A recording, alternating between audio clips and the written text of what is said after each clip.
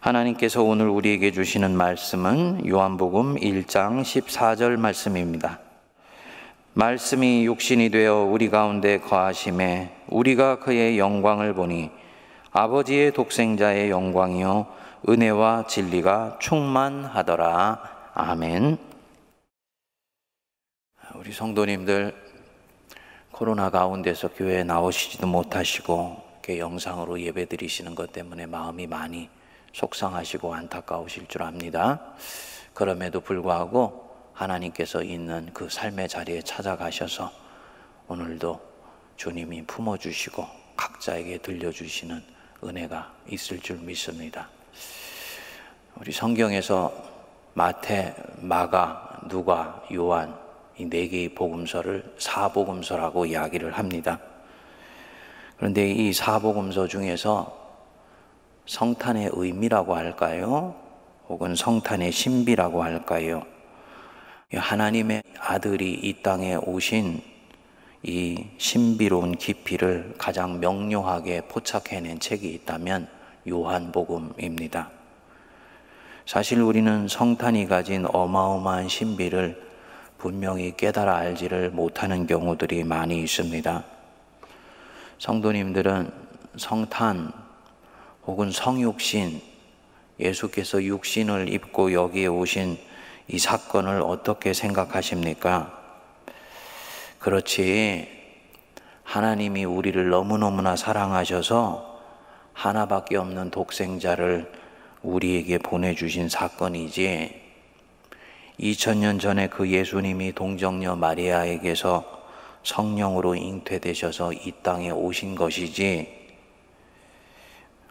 마치 하늘에 계시던 예수님이 땅에 내려와서 이제는 사람의 몸을 입고 사시는 그런 것으로 우리는 생각을 합니다. 곰곰이 곱씹어보면 이거는 일종의 공간 이동입니다. 하늘의 높은 곳에 계시던 분이 공간을 옮겨서 비천한 땅에 사시게 되었다.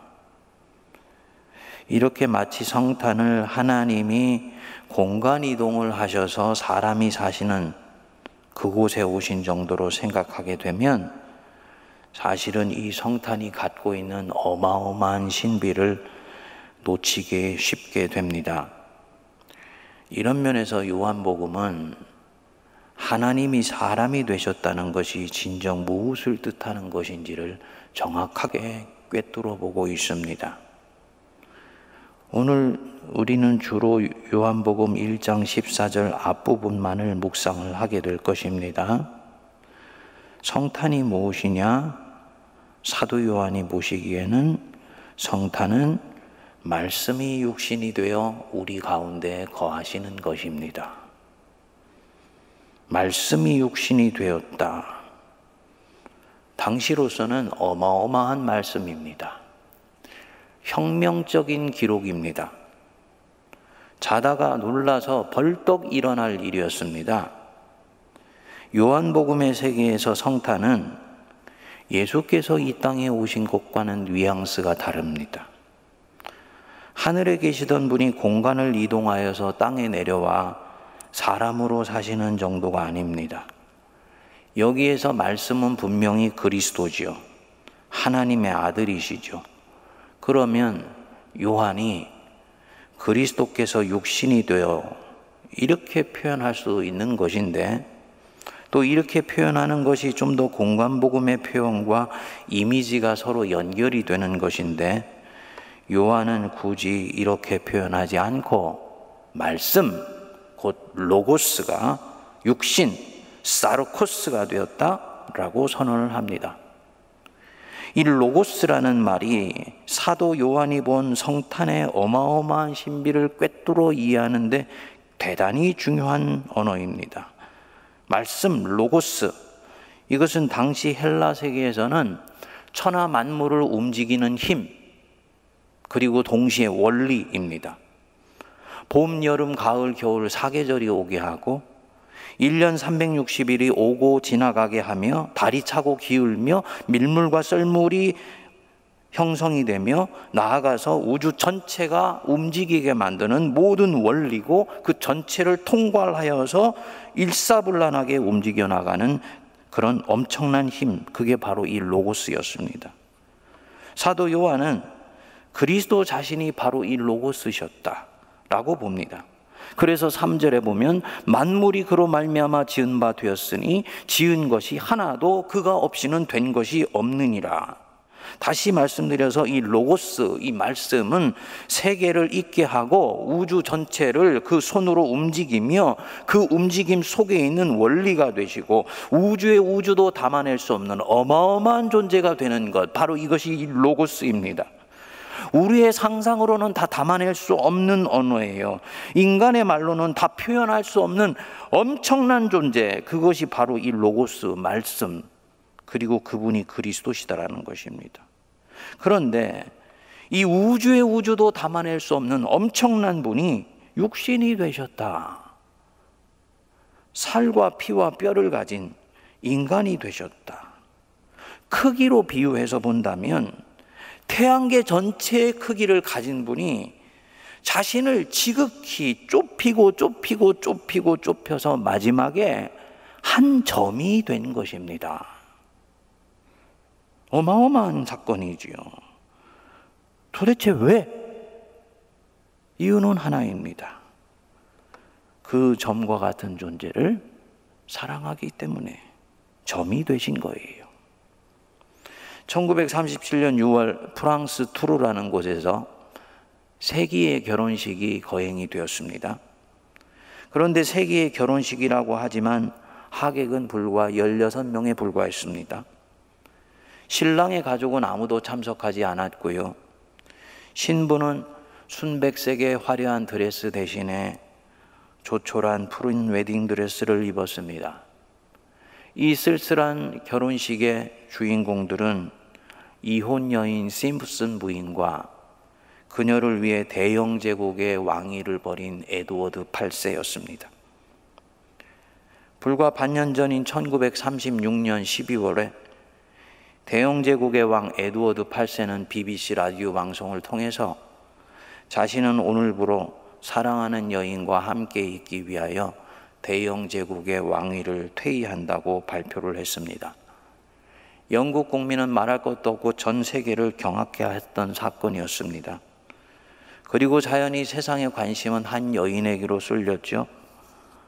도대체 어떤 여인이기에 세상 모든 사람이 부러워하는 부와 권력과 명예까지도 포기하게 만드는 그런 일들이 왕에게 일어나는 것인가? 보았더니 이 여자는 지극히 평범한 여자였습니다. 귀족도 아니고 영국인도 아닌 미국인이며 그것도 2번씩이나 이혼한 경력을 가진 여자였습니다. 에드워드는 그동안 끊임없이 이 여인을 사랑하니 결혼을 허락해달라고 영국 왕실을 설득했지만 평범한 미국 여자를, 그것도 2번이나 이혼 경력을 가진 여자를 왕비로 받을 수는 없다고 거부를 당합니다.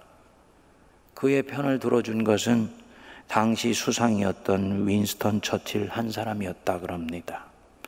결국 에드워드 8세는 이 평범한 여자를 왕비로 받아들일 수가 없으면 자신이 평민으로 돌아갈 수밖에 없다고 결론 내리고 그날 퇴위를 결정했던 것입니다. 결국은 화려한 왕위도 모든 부귀 영화도 버리고 이 조촐한 결혼식을 이 에드워드 8세가 택하게 된 것이죠. 그 후 심프슨 부인은 결혼하여서 30년이 지난 이후에야 왕실 행사에 초대를 받게 되고, 하지만 이들은 이 35년 동안 해로하게 됩니다. 성도님들, 얼마나 뼈에 사무칠 정도로 사랑했다면 자신이 가지고 있는 모든 부귀와 권력을 포기하고 여자와 같은 평민으로 돌아가려고 했겠습니까? 이 에드워드 8세 속에 있는 이 한 여자를 향한 이 끓어오르는 사랑, 이게 바로 성육신의 그림자입니다. 말씀이 육신이 되었다. 라는 뜻이 여기에 드러나 있습니다. 하지만 우리 하나님이 우리를 너무너무나 사랑하셔서 자기를 포기하신 이 희생, 이 사건은 이 세기의 사랑과는 비교도 되지 않는 것입니다. 이 세기의 사랑은 귀족이 평민이 되는 것이지만 에드워드는 여전히 사람으로 남아있는 거예요. 사람이 사람으로 남아있는 것입니다. 그런데 여기 말씀이 육신이 되어 할 때 이 된다라는 말이 헬라어로 에게네토, 원형이 기노마이인데요. 기가 막힌 언어입니다. 어떤 사람이나 사물이 완전히 변해서 자신이 아닌 것이 되어버리는 것, 그것이 바로 이 기노마이입니다. 말씀이 육신이 되어버린다 라는 뜻입니다. 신이 사람이 된다. 우리는 교회에서 너무 들어서 이게 도대체 무슨 뜻인지 잊어버리는 경우가 많이 있습니다. 완전히 다른 존재가 되는 거예요. 공간 이동이 아닙니다. 하나님이 나를 너무 사랑하셔서 당신이 가지고 있는 전능성을 완전히 포기해 버리십니다. 나를 너무 사랑하셔서 전지전능하고 무소부재하세요. 무소부재하다. 어느 곳에도 가시지 않는 곳이 없고 어느 곳에도 미치지 않는 곳이 없는 분이라는 뜻입니다. 그런데 나를 너무너무 사랑하셔서 시간 안에 제한되어서 살기를 작정하시고 공간 안에 묶여 사는 이 불편함을 기꺼이 감수하신다. 더군다나 영원히 사는 그분이 나서 살다가 늙어 병들어 죽는 그런 사람이 되는 것입니다. 이것이 바로 말씀이 육신이 되는 것입니다. 당시 헬라 세계 속에 사는 사람들은 이게 무슨 말인지를 알았습니다. 이게 무슨 황당한 일인지를 알았어요. 당시 헬라에서는 본래 신은 어디까지나 신이고 인간은 어디까지나 인간입니다. 올림푸스 산에 살던 신들이 한 번씩 인간의 세계에 내려와 어울리는 일은 있지만 실제 살과 피를 가진 사람으로 기노마이 되어버리는 일은 없습니다. 그렇게 할 이유가 전혀 없기 때문이지요. 그런데 아니 로고스가 사람이 되었다고? 당시의 불신자들이 24절을 읽으면 자다가 벌떡 일어나는 놀라운 일들이 벌어진 것입니다. 당연히 이들은 묻게 되죠. 도대체 왜? 도대체 무엇 때문에 신이 사람이 된단 말이야? 인간이 되면 아무것도 할 수 없고 모든 것을 포기해야 되고 나서 살다가 늙어 병들어 죽는 이 불편 덩어리를 감수해야 되는 것인데 신이 굳이 왜 그런 길을 택해? 그때 사도 요한이 얘기하는 것입니다. 우리를 너무너무나 사랑하기 때문에 하나님이 세상을 이처럼 사랑하사 독생자를 주셨으니 이는 저를 믿는 자마다 멸망치 않고 영생을 얻게 하려 함이니라. 하나님이 세상을 이처럼 사랑하셨다. 말씀이 모든 것을 다 버리고 육신이 되어서 죄는 없지만 인간과 같은 미물로 살아가기를 결정하셨다. 그래서 이 성육신의 깊이와 신비를 알면 이 성육신의 희생과 사랑은 자연히 십자가 사랑으로 가게 돼 있다는 것을 알지요. 그리고 곱씹어 보면 십자가 사랑보다도 더 크고 더 깊은 사랑이 바로 이 성육신의 사랑이라는 것을 알게 됩니다. 요한은 이 신비를 알았던 거예요. 예수께서 자기 앞에 있을 때 그는 인간 예수를 보지 않았습니다. 하나님이 자기를 너무너무나 사랑하셔서 저분이 가지고 계셨던 본래의 모든 신적인 권능을 다 포기하시고 지금 이와 같은 불편한 삶을 감수하시고 살아가고 있구나. 그 사랑에 늘 감동하고 늘 감격했습니다. 은혜와 진리가 충만하더라. 바로 그 뜻입니다. 사도 요한이 사랑의 사도가 된 이유가 바로 여기에 있는 거지요.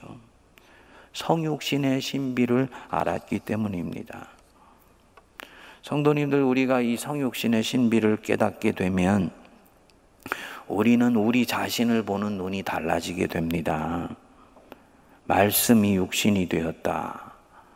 창조주 하나님이 창조물과 피조물 사이에 그 말로 표현할 수 없는 엄청난 간격들을 뛰어넘으셔서 죄는 없으시지만 피조물인 사람이 되셨다.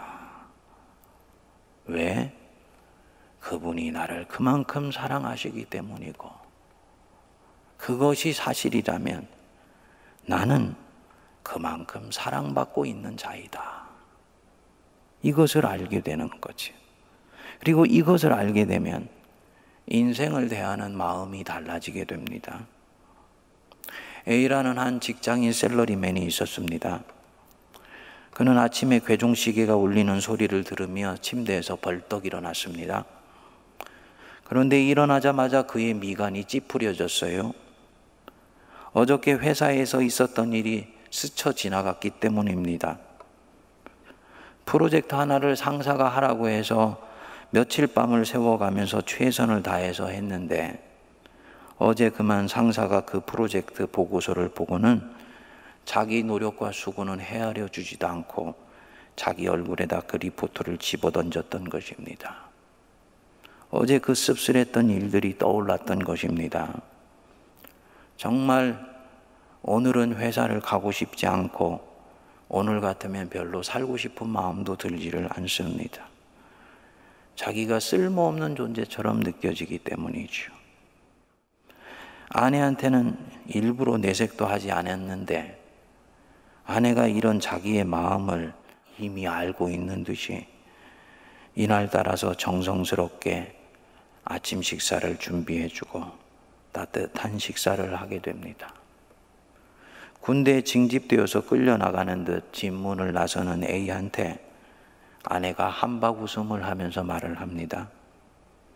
당신이 최고예요. 당신이 잘 이겨주어서 우리 가족이 행복해요. 여보, 사랑합니다. 근데 이 끝의 말이 여운에 남습니다. 여보, 사랑합니다. 이 말이 내 속에 던져주는 느낌이 내 입속에 있었던 씁쓸했던 그 기억들을 조금씩 녹여버립니다. 그래, 나는 사랑하는 가족들이 있지? 그래, 나는 사랑받는 사람이야. 이상하지요? 이 마음이 이 사람의 존재 속에서 움직이자마자 이 평범한 말이 집을 나서는 이 A에게 근원을 알 수 없는 생의 투지를 불러넣어 주게 됩니다. 직장을 향하는 그의 걸음에는 어느새 생기가 넘쳐나게 됩니다. 여러분, 무엇입니까? 사랑의 힘이지요. 우리를 너무너무 사랑하셔서 말씀이 육신이 되셨다. 우주의 우주도 담을 수 없는 엄청나고 광대한 분이 우리를 사랑하셔서 그분이 우리 곁에 와 계시고 주신다. 모든 것을 포기하셔서 우리를 사랑하시는 그분이 임마누엘로 우리 옆에 지금도 계신다. 그만큼 우리는 여전히 사랑받고 있는 것입니다. 만일에 이것을 내가 믿고 본다면 이 코로나 전염병에 우리가 움츠러들 이유가 없습니다. 전능자에게 사랑받고 있는 자이니 이 코로나 전염병 속에서도 결국 그분이 나를 선한 길로 이끌어 가실 것을 나는 믿을 수가 있습니다. 나는 사랑받아 왔고 지금도 사랑받고 있고 그리고 앞으로도 나는 사랑받고 살 것이다. 그렇다면 내 인생은 어떤 경우에도 안전합니다.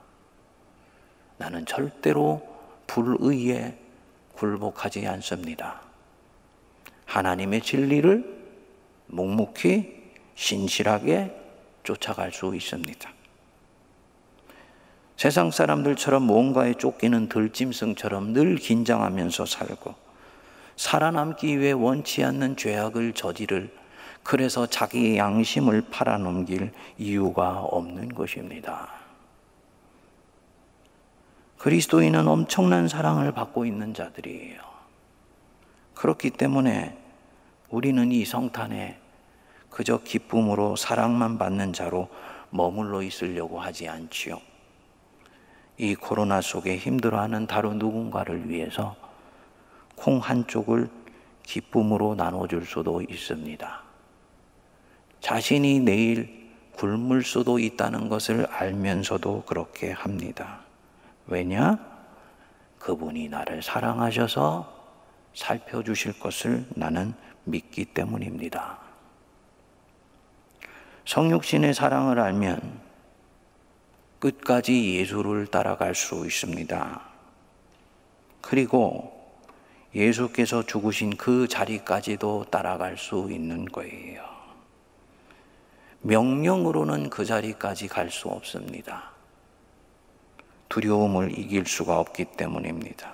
하지만 내가 먼저 그분을 사랑한 것이 아니요, 그분이 나를 사랑하셔서 나도 이제 그분을 사랑할 수 있다는 것을 알면 이 사람은 끝까지 예수를 따라갑니다.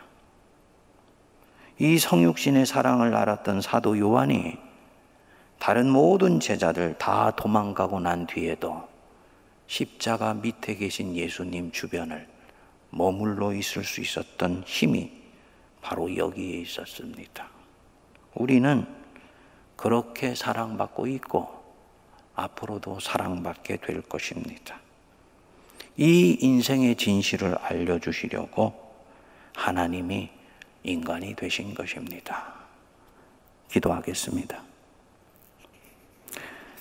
말씀이 육신이 되어 우리 가운데 거하시며 우리가 그의 영광을 봅니다.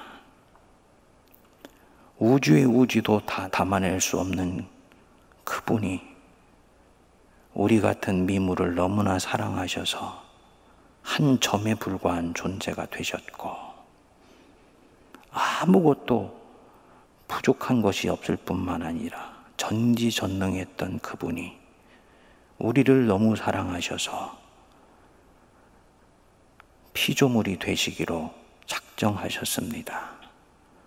그렇게 사랑받고 있고 그렇게 사랑해 주시려고 임마누엘 하신다고 약속하시고 지금도 우리와 함께 하시니 두려워하지 않게 하시고 선을 베풀게 하시며 정의를 쫓아가게 하시며 진리를 추구하게 하시며 좁은 길을 선택해 가게 하여 주시고 세상 한복판에서 믿음과 용기를 가지고 당당하게 살아가게 하여 주시옵소서.